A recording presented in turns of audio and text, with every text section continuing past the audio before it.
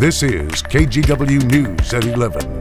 Hello and welcome to KGW News at 11. I'm Laurel Porter. The pandemic has been a difficult time to get through, to say the least, but more and more we're talking about slowly returning to normal. Tomorrow in particular will be a big day. Governor Brown will hold a news conference in the morning to introduce Oregon's plan for COVID-19 testing and contact tracing. Representatives from OHSU and the OHA will join her.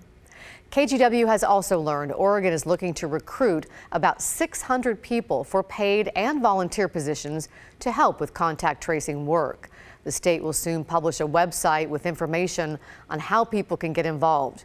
OHSU is looking to involve medical students in this. And starting tomorrow, elective surgeries and medical procedures can start again in Oregon.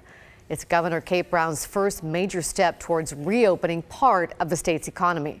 Governor Brown says to reopen, offices must have enough protective gear for their workers.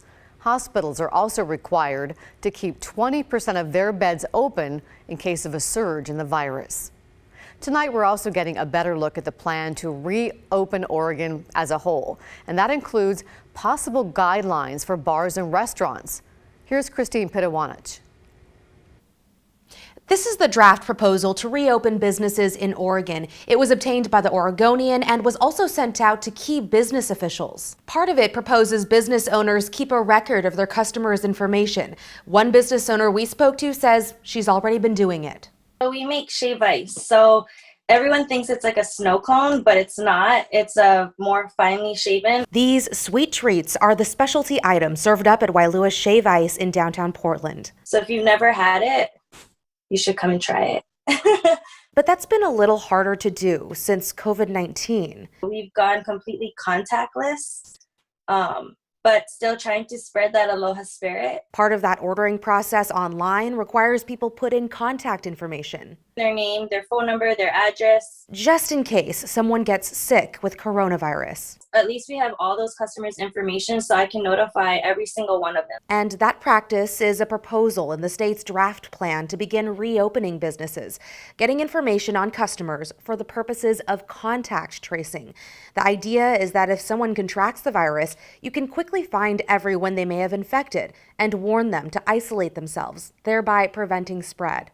It's very tedious. It's very, it takes a long time, but if something was to happen, I would feel it's horrible. It's for the safety of everyone. But not all business owners are on board with the idea of collecting information.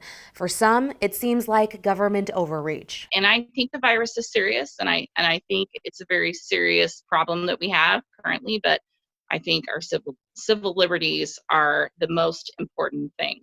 Other business owners have echoed similar concerns. Regardless what ends up happening with the proposal, Wailua Shave Ice will continue collecting their customers' information, just in case. This helps other people to feel safer, then why not? Now, it's important to remember that this is just a draft and things could change. Christine Pitawanich, KGW News. Construction workers are back on the job in Southwest Washington. The governor eased restrictions late last week, allowing crews on existing job sites. It took a few days for most contractors to get all the safety requirements in place. You can see at this job site, the rules are laid out at the front door. Subcontractors working on this custom home in Camas were wearing masks, gloves, and eye protection, and doing their best to stay 6 feet apart. Yeah, they do. Affinity's done a really good job of laying it out for us. Right when we walk in, sign-in sheet and everything like that. It's not too hard to follow at all. We're working under some pretty strict modifications, but we think it's super important that we follow that to the T. We definitely don't want any kind of interruption in the workflow again. The Building Industry Association of Washington estimates the month-long shutdown cost $690 million in lost wages for construction workers. We've been able to tell some incredible stories of people helping each other during these tough times. And tonight, the owner of a local restaurant is getting a big hand from a business that just wanted to help a stranger. As Catherine Cook reports, that restaurant owner knows exactly what that feels like. If you've passed through Beaver Creek, you might have eaten at the Beaver Creek Saloon.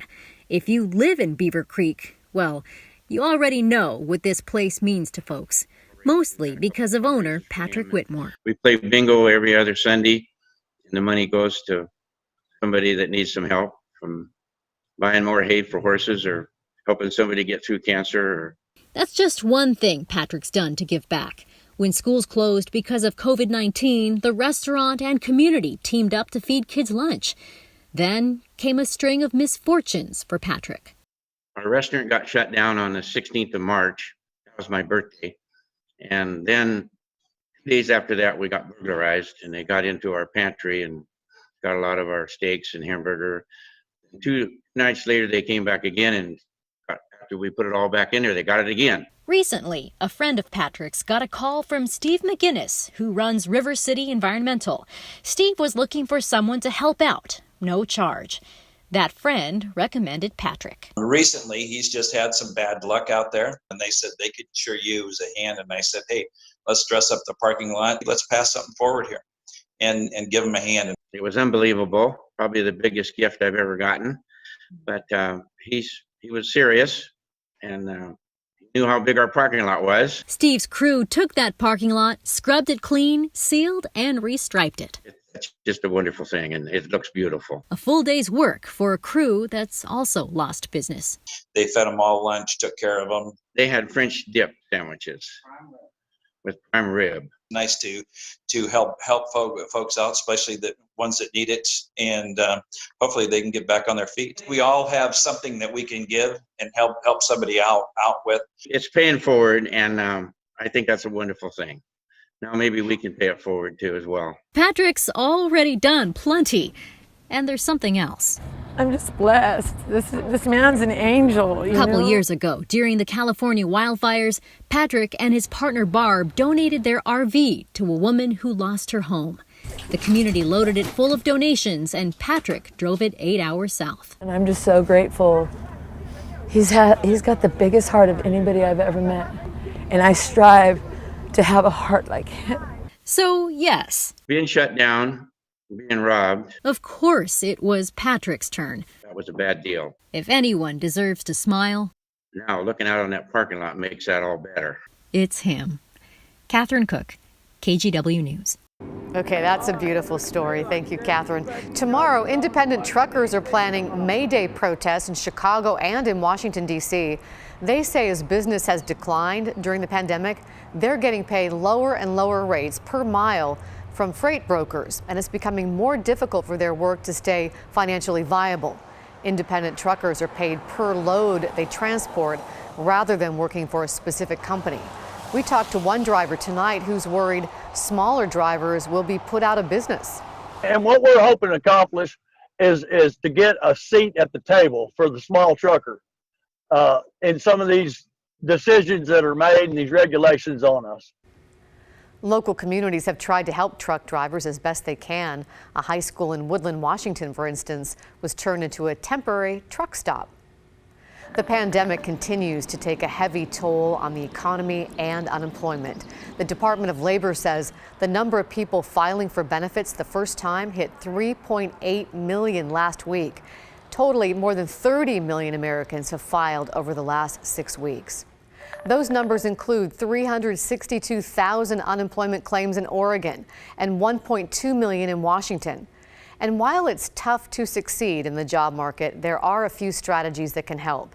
Experts say people struggling to get a response to job applications should not be down on themselves. Instead, try to branch out, learn something new, and be flexible. Also, volunteer to show potential employers your applying skills in your downtime.